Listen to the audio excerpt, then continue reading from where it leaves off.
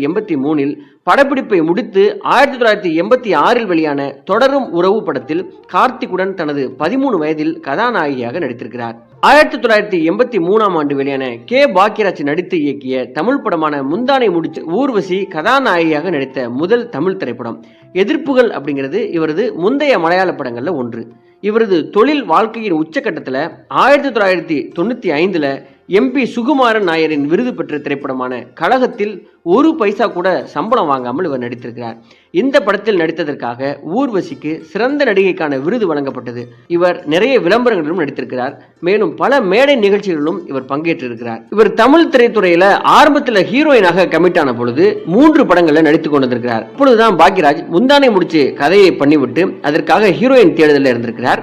ஊர்வசியை பார்த்தவர் அவரை இதில் நடிக்க வைக்கலாம் அப்படின்னு முடிவும் பண்ணியிருக்கிறார். முந்தானை முடிச்சு படத்துக்கு ஊர்வசி மிகச்சிறந்த தேர்வாக இருக்கும் அப்படின்னு பாக்யராஜ் நினைத்தது